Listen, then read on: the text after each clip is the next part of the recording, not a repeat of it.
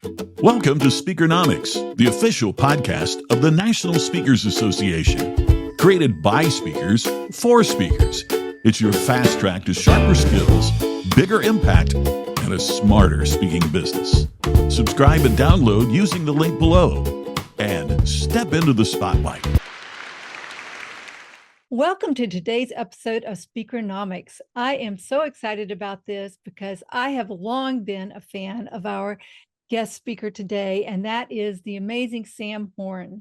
She's the CEO of the Intrigue Agency. She has 3 TEDx talks and is the author of 10 books, some of my favorites, including Pop, Got Your Attention, Tung Fu, and Talking on Eggshells. Her speaking clients include Oracle, Intel, Accenture, NASA, YPO, and EO. She ran the best writers conference in the world for 17 years and served as pitch coach for Springboard, which has helped entrepreneurs generate 97 billion, not million, billion in funding and valuations. Most importantly, Sam's renowned for her ability to help people craft one-of-a-kind marketing messages, books, and keynotes that catapult their career and scale their impact, all for good. Sherry Salita, Oprah's executive producer, says that Sam is a bright light, one of the most accessible wisdom sharers in our world today, and I can vouch for that. Sam, welcome to Speakernomics. Thanks so much, Tina. I'm ready to rock and roll. And you know me, I hope that everyone has a notebook because we are in the room, on the call, on the screen right now, going to share how you can craft a signature story, a signature aha, and a signature call to action, all in 60 seconds that takes your work viral. Sound like a plan? Sounds like a great plan. And I've been in your physical presence so many times and seen you do that as well as on virtual events. So I am eager to get going. I understand that you are in Austin and you were just at South by Southwest yesterday and had some ideas you wanted to share with us. You know, Gina, this is exhibit A of our life is our lab and why we take a notebook with us everywhere we go so we can ink it when we think it. Because when we do, the muse loves it and often sends us helicopters and boats that we can use to give someone in the moment a phrase that pays, it's going to pay off for them in a long time. So here's what happened. As you mentioned, I was the pitch coach for Springboard, and I had a chance to have a full circle moment yesterday at South by Southwest and go to their community brunch. So, Kay Koplowitz, now context, Kay was the founder of USA Network. She was the founder of the Sci-Fi Channel. She attended an event at Madison Square Garden and she thought to herself, isn't it a shame that only people in this arena will have experienced this? Aha, the light bulb went on. She started USA Network so that millions of people could experience those events. She didn't stop there. She founded Springboard. So I was getting caught up with Kay, and she introduced me to the sponsor of the event, which is Shannon Siebold of a law firm here in town. So Shannon and I had a few minutes to talk. And now I did not say, what do you do? That's a generic question. It's going to get a generic answer. I hit the ground running and said, what is the favorite part of what you do? She lit up, Gina. It immediately warmed up the conversation because it made it more specific. And she said, I love to work with family businesses. Boom. Once again, I asked a specific question rather than a generic question. I didn't say, tell me more. I said, what is your favorite part of working with a family business? I said, put me in the scene of a recent example where you worked with a client. Once again, she lit up. She said, just last week, I had an opportunity to help a client of ours, a 3-generation business, sign and exit for almost $1 billion. And she said, and when he finished signing the documents, he turned to me and said, can I keep the pen? Boom. I knew we had it, Gina. I said, oh, Shannon, I said, do you have a chance to speak today? And she said, oh, yes, Kay is going to introduce me as the sponsor. I've got a couple of minutes. I said, we can do it in 60 seconds. I said, okay, when you get up, you're not going to tell people what you do. That's infobesity. Explanations are infobesity. You're going to hit the ground running. You're going to say, it's a privilege to have an opportunity to support the community of Springboard. And instead of explaining what we do, here's a recent example of what we do. And then she told that story of being in the room where that client asked to keep the pin. Now she cuts to the chase. Remember, we have a couple of minutes, Gina. She said, question, right? Make it Socratic, make it a dialogue, not a monologue. Don't make declarations, ask questions that engage instead of sit on the page. So she said, do you know what my vision is? Pause, pause, pause to make sure everyone's on the edge of their seats and listening to every word. She said, I want to be in the room where you ask, can I keep the pen? Oh, you should have seen that room, Gina. Now we don't stop there, Gina. We continue to hook and hinge it back to the audience so they're motivated to want to follow up and continue the conversation.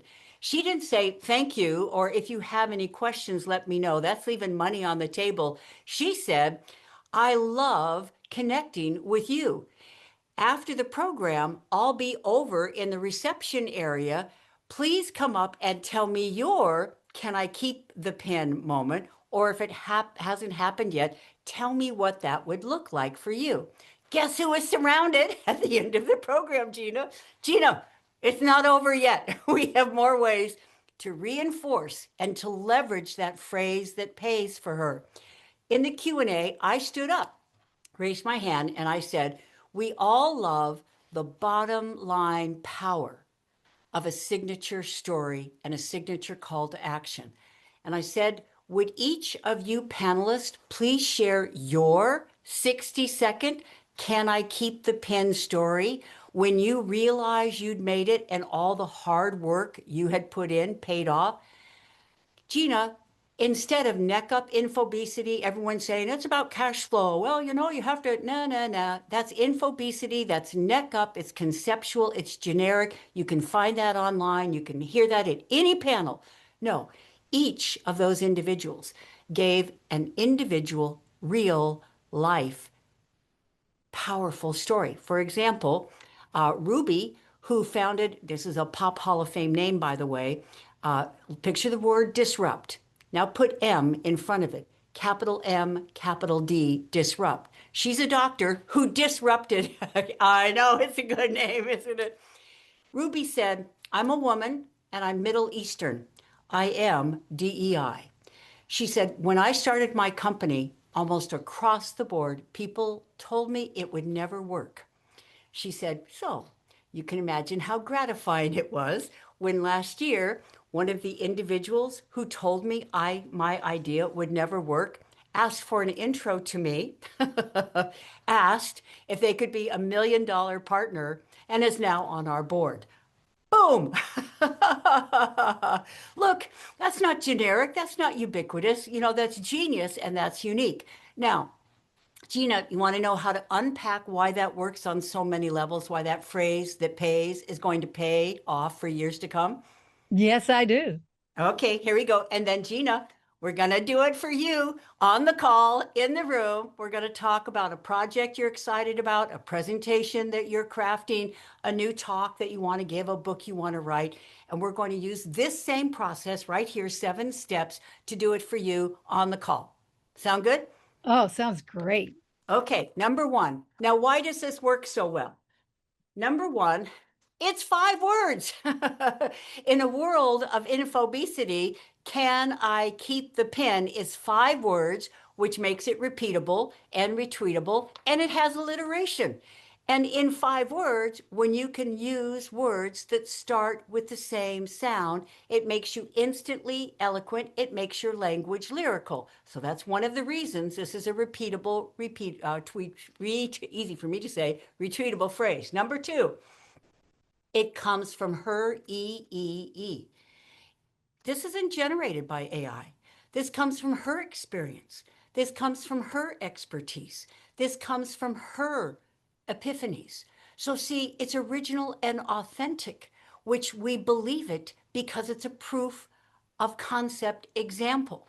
Okay, let's keep going why that phrase works so well. It begs the question. If we just make a statement, it just sits on the page. If we just explain what we do, that's a lecture. That's an elevator speech. Do you know anyone who likes to listen to a speech? Look what happens when we say, "Can I keep the pen?" It's a two-way conversation. It's not a one-way monologue. So when we have a phrase that pays that asks instead of tells, it sets up that dialogue. All right, want the rest of them? Yes, absolutely. Okay, number 4, it makes the verbal visual. Now, why is the phrase "put your oxygen mask on first"? Why is that so enduring? Well, because it makes the visual verbal, it makes the abstract empirical, it makes a concept concrete. So do you see, it's not just words, which are abstract, it's ephemeral. It's that we can picture her point. We can see what she's saying. It's a pen, right? They were in a room, right? He's signing a document, right? We can see all that. And you know, when people are confused and all of a sudden something becomes crystal clear, do you know what they say? Oh, No, what do I they say? see now, right? Right? So, in 5 words, people see what we're saying. The lights are going on, the band's playing, they get it all in 5 words. Okay, wait, there's more. Number 5 is it focuses on the real world results and deliverables of what they do. Think about it. Most of us on our website, on our marketing material, when we explain our elevator speech, we talk about what we do. No, that's not what people want. They want the results of what we do for them, right? So look at what it does. It's every startup wants an exit, or every startup wants to scale, or every startup wants to have a financial future that excites them. So, look, 5 words. We cut right to the chase of what everyone wants and needs. Talk about making what you do universally relevant and needed. Okay, now let's go to 6. And in case you're taking notes, 1 was it's short, 5 words, it's alliteration. Number 2, it's original because it comes from her her experience, expertise, and epiphanies. Number 3, it begs the question, so it sets up a dialogue instead of a monologue. Number 4, it makes the verbal visual so we can see what she's saying. Number 5, it focuses on real world results, not features. And number 6, it can be multi-purposed. I said, Shannon, go to GoDaddy or your favorite register site. Chances are you can get the .com. Boom! You can monetize this. You can commercialize this. You own it in the public's mind. And don't stop there. This could be, "Can I keep the pen?" the name of your book. It could be the name of your presentation. It could be the tagline of your business. Guess what? You can merch it. You can put it on a pen. "Can I keep the pen?" When she's at conferences, everyone else is going, wah, wah, wah, wah, wah, wah. She has this conversation. She gives people the pen. Gina, who is going to be top of mind, top of heart? She is. And one more. You ready? Yes. A, it's not just 5 words. It's a hero journey in 5 words. Think about it: quest, conflict, triumph. Every startup, every speaker, every author starts with an idea, right? It's in our head. We're going to run into problems. We're going to run into pushback. We're going to run into the roller coaster ups and downs. And then there's the triumph, the happy ending where we get what we want, all in 5 words. Can I keep the pen that tells that whole story in 5 words? So that is how we can. Now, if you want to know how to do it, and then we're going to do it for you, Gina, when people ask, "What do you do?" never again explain it. Put them in the scene of an example of what you do.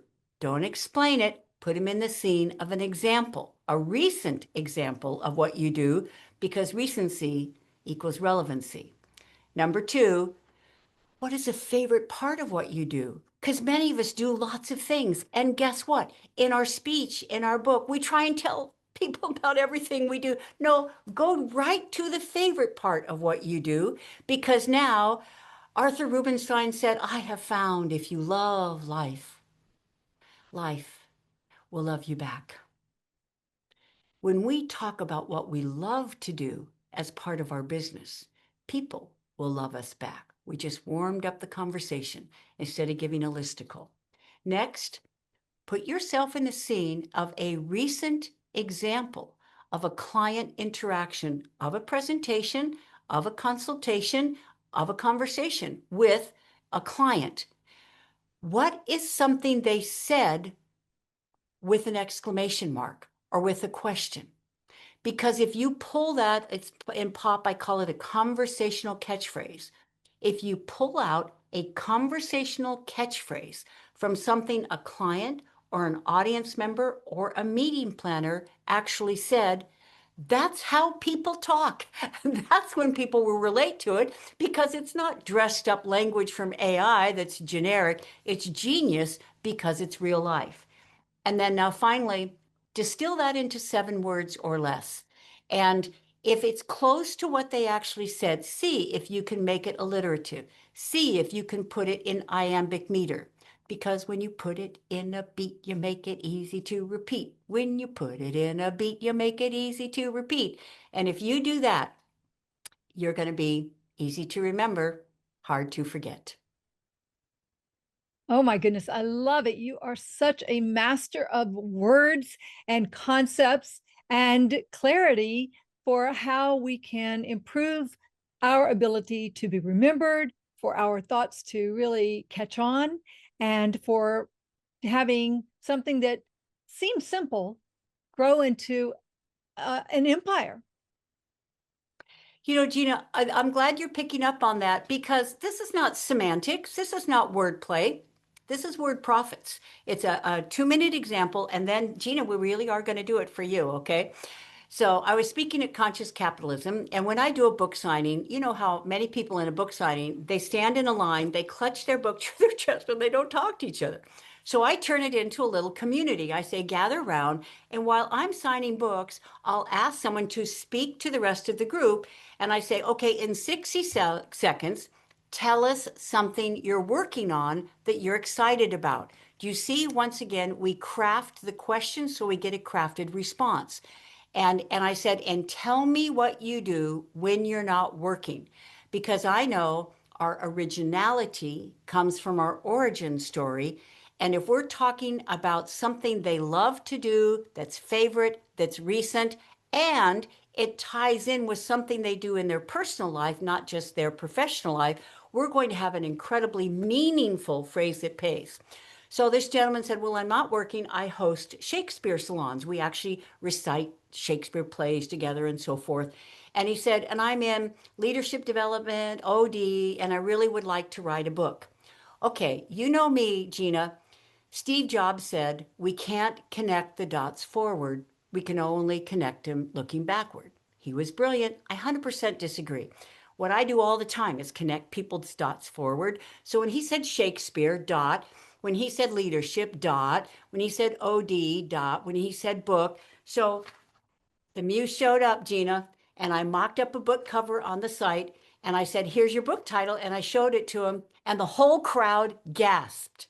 That's when we knew we had something, Tina. When they gasp, it's good.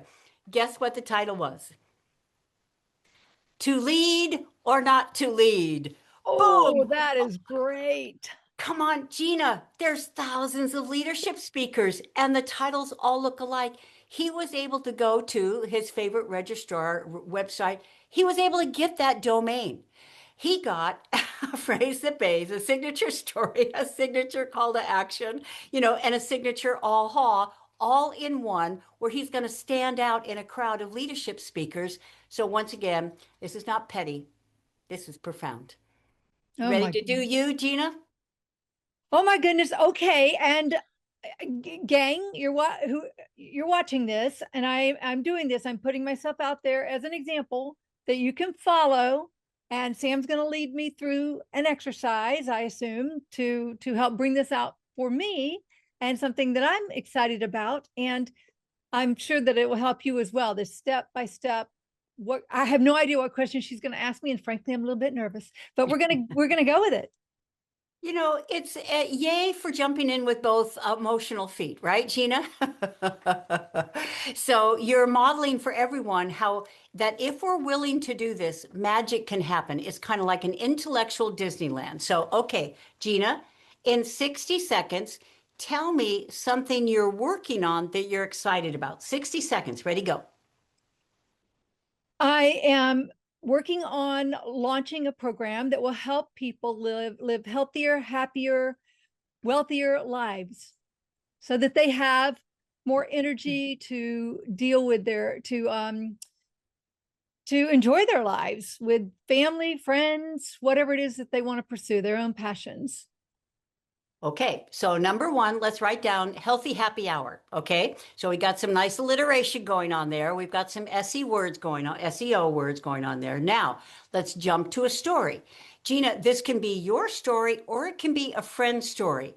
And once again, we want a little bit of a hero journey arc there. We want the before where we're not happy with what's happening, where we've got a problem or an issue that we're kind of struggling with and our quest. So put me in the scene of where you started, where maybe you weren't healthy. So, and less than 60 seconds. Ready, go.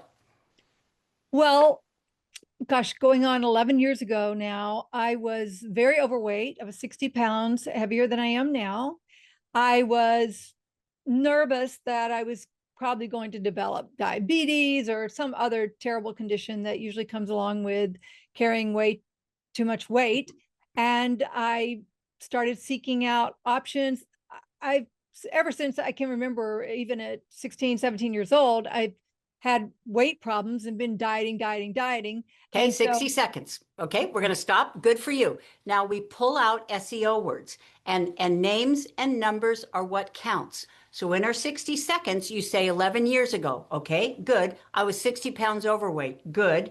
And I was concerned that I was going to get heart disease or diabetes. That's enough right there. Do you okay. see how that's now we go into the quest and we go into the conflict in our I have three buckets here, right? So we went to the origin of it and now we go into and I decided to do something about it, right? And now you think, and I tried every diet under the sun and nothing worried for me. Or some diets were too restrictive and I found myself in the refrigerator at 3 a.m. So in 60 seconds, what did you decide to do? Or what was the adversity? What made it hard to do? 60 seconds, ready to go. Well, I love food, and I didn't have the discipline that was needed to stop having larger portions and such. And so I just I tried a lot of different diets. And what I finally did was accidentally stumbled upon vegan living, plant-based living, whole food plant-based living, and it's just been fantastic. It's helped me keep the weight off. I have more energy. I think I look younger than I did when I was 30 years ago. And Yes, you do. Okay, it's been stop. wonderful. 60 seconds. Wonderful. Gina, you just gave what I call a cynic success story, right? Is that you say it's like, okay, so I love food. Oh, I love food. And after trying a lot of different diets, I discovered a vegan diet. Now I would put in a little pushback. And now you may be thinking, vegan? You just eat salads all the time, right? What would people say? It's like, but I don't like vegetables. So, see, you would come up with a power of three. You would voice people's objection. You would say, you may be thinking, not I know you're thinking, that's presumptuous. You would say, you may be thinking, but I hate vegetables. You mean I have to eat salads all the time? What about protein, right? That's probably three of the top pushbacks, right? So, and now you're going to go into the third bucket and you're going to say, and much to my surprise, right? Surprise is such a lovely word because it curates your content. Much to my delight, much to my surprise, I was never hungry, and you get your protein, and it's not just salads or vegetables or something. So we loop back, we circle back to the three objections, and we solve them from your own experience that they're a non-issue, right? And then you would wrap up with, and not only, not only do I feel more energetic than I did 16 years, bookend it, come back to, not only do I feel more energetic than I did 16 years ago, not only do I feel more alive, well, we're going to end with alive. Not only do I look younger than I did 16 years ago, I'm more alive than I was. I'm more alive in my 50s than I was in my 30s. Boom, you got it. What do you Okay. And think? that's really great because I'm 60. I just turned 65. Boom. Well, see? Walking, talking proof. So now, and I know we only have a little bit of time left. The next thing is to go back into what you said, which is why we record everything or ink it when we think it, because there is going to be a eureka moment. Maybe this is easier than I thought, or want to be younger than you were 16 years ago, or oh, wouldn't it be energy? Something about like, would you like to be more energetic than you were a decade ago? Something like that. It's a question. It goes back to something that was in your hero journey story. And it is almost like gets everyone's eyebrows up because they go, well, yeah, I want that. And now you just got what you care about in their mental door. And they're going to say, tell me more. Okay. I love it. That is so good. And that that was relatively easy with you coaching me. Now someone can replay this all they want and you can essentially be their coach. The hardest part was stopping after 60 seconds, but that's probably really healthy because that's the essence of it, right? In that first 60 seconds is what's really important, probably. Gina, I'm so glad you brought that up. My book's Got Your Attention Pop. It came from Maui Writers Conference, where all of these top agents and editors, Ron Howard, would say, well, tell me about your screenplay. Tell me about your book. Wah, wah, wah, wah. And I would see their eyes glaze over. It came from Springboard because, there were millions of dollars on the line. There we are at the Paley Center or Babson College or whatever. And it's like, I knew that if we do not hit the ground running in 60 seconds and stop talking, if we're long, they're gone. So, yes, discipline ourselves 60 seconds or less. If we're long, they're gone. I love it. And your book, Pop, is absolutely one of my favorites and got your attention. Those are both great resources for people to go to learn further your methodology for uh, uh, this type of thinking and how to package their thoughts, right? It is, yes, in those books. And of course, I'm on LinkedIn. I love sharing recent real life examples that put people in the scene so that they can apply it to their priorities. It's an evergreen, Gina, because years ago I worked with Julie Jansen, who is a career coach, and she wanted to come up with a one of a kind name. I asked her one question. What do people say when they walk in your office? And she thought about it for a moment. She said, Sam, you know what they all say? I don't know what I want, but I know it's not this. Boom. Gina, her book is selling 20 years later because it's an evergreen, because people think that's how I feel. I just said that yesterday. Look at the connection. And that's the power of a signature story, a signature aha, and a signature phrase that pays is that everyone who hears it relates to it, remembers it, and wants it. Okay. So I know that you really put a big emphasis on the first 60 seconds, the phrase that pays, and then the last 60 seconds. And I have worked really hard to not end my program saying, are there any questions? You taught me that many years ago, and that has served me well. What are some great ways to close out our programs? Hey, well, you know me, I'm not going to explain how to do that, right? Gina, guess what I'm going to do? I'm going to give a real life example of someone who did a great Okay. job of that so that we can model ourselves after this step by step process. So, this is actually back with Springboard again. I was working with someone to prepare for their dolphin tank, which is a kinder, gentler version of the Shark Tank. So, I said to Marcia, I said, do you want a competitive edge? And she said, is that a rhetorical question? And I said, everyone else is going to run over time and they're going to say, well, I'm out of time, or they're going to say, thank you, or they're going to say, let me know if there's any questions. Talk about leaving money on the table. Here's what Marcia did, and I'll tell you what happened as a result. She said, once again, I'm Marcia. I'm the one with the white spiky hair. At our next break, 2:30, I'm going to be in the lobby by the reception desk. If you'd like, a product demonstration, if you'd like to talk with our CMO about how we're going to scale things with social media, or our CFO about our finances, please come and speak to us once again. I'm Marcia with the white spiky hair. I look forward to seeing you at 2:30. Gina, guess who was surrounded by people at 2:30 in the lobby by the reception desk?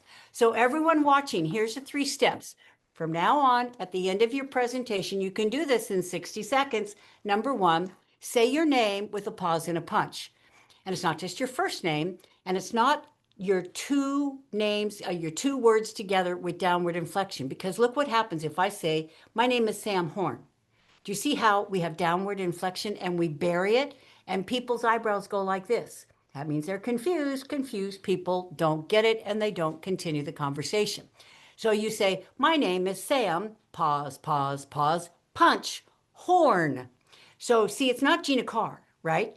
Say right now, my name is with a pause and a punch so that everyone can ever repeat what they heard word for word. What's your name, Gina? My name is Gina Carr. Okay, now it was a car. No, my name is Gina. Punch it musically. My name is Gina Carr. My name is Gina Carr. There, everyone listening can hear the difference. And now, if you're thinking, Sam, I've got a really difficult name, it's got like 6 syllables to it or something like that, then write in the sky, say, my name is Gina Trobolowski, Trobol, and you actually pronounce the syllables. My name is Gina, pause, pause, pause, Trobolowski. And people will be, if you say it musically, they will repeat it after hearing it once. Now, what are you wearing? I mean, you're wearing kind of the blue blouse. I'm wearing a blue jacket. Maybe you're wearing the red tie, and say, I'm the one in the red tie. I'm the one in the blue jacket. Otherwise, in a sea of black suits at a conference, we can't find you. But if we see you, we remember your name, and we recognize you because of what you're wearing, we're much more likely to come up to you. Now, second step, where can they find you? And it's not up at the front of the room, because all the speakers here, we know that maybe we're a breakout session and the next speaker wants to come up, or people want to go out and go out to the lobby and mingle. So we never meet people at the front of the room. We say, at our next break, at lunch, after the program, what's the time? At 12:30 at lunch, at 2:30 at our next break, at 5 o'clock at the end of the program, I'm going to be. Now, where is in the lobby where it's a public place so people can see you? And remember this, at 5 o'clock at the end of the program, I'm going to be out in the lobby by the ficus tree over in the corner. Now, step 3, what are 3 reasons why they might want to continue the conversation? If you'd like a copy of that article I mentioned, or if you'd like a copy of those statistics that I referenced, or if you'd like to talk to me about if you're thinking my team should have been here, oh, my boss should have heard this, they can. I'm doing a follow-up program in 6 weeks, da, da, da, da. Or you can say, I guess you can tell I love to speak about this. If you'd like to come up to me at 2:30 in the lobby and tell me what your group is looking for, what their needs are, please come up. I look forward to seeing you at 2:30 in the lobby and finding out your story, finding out your can I keep the pin story, finding out about the program that you're planning. It's not to market our services, it's to find out what their priority is, to listen, and then see how maybe working together could be a match for their needs. I love that, Sam. That is so powerful. And that I'm just baffled when people do the wrong part of that in a session, but they haven't thought through. They didn't hear you explain so clearly and easily, once they think about it, what they can do to make it easy for people to find them and to follow up. Well, let's close out our session today with you modeling that for a virtual event. How would you do that? Wonderful. Okay, so in real time, let's say I'm going to do a session on name it, claim it, and fame it, right? Which is how to do this. And I would say, once again, my name is Sam Horn. I'm the one in the black hat. After our call, I'm going to be in my office between 1 to 3 on Monday. Or after this program, I'm going to be back in Austin for the national conference when NSA meets this summer. If you would like a one sheet with those 7 steps so that you can apply it to your business or to your book or to your presentation, or if you would like to talk about how maybe you can do this for a TEDx talk, or if you would like to know other ways to come up with a signature phrase that pays, please call me on Monday between 1 and 3, or please come up to me in the halls at the Influence event this summer in Austin. And then I clean that up so it's very precise and concise, and people can repeat every word after they've heard it once. Well, I love it. Sam, you're just so fantastic. You're so helpful. That is a strong, strong closing for a virtual event. Absolutely. And I can't wait to see you in Austin again.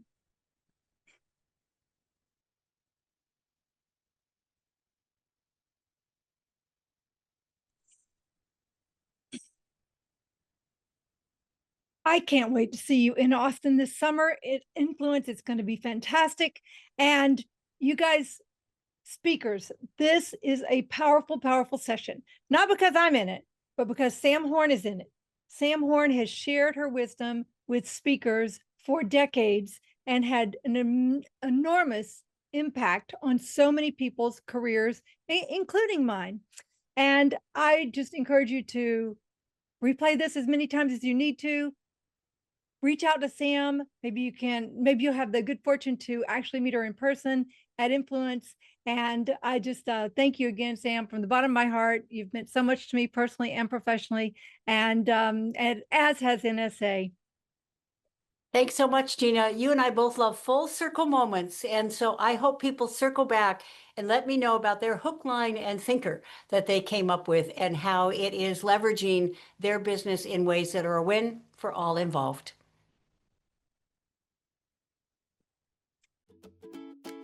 Thank you for listening to this episode of Speakernomics. If you want more bookings, credibility, and connections, your NSA community is waiting for you. Join NSA today.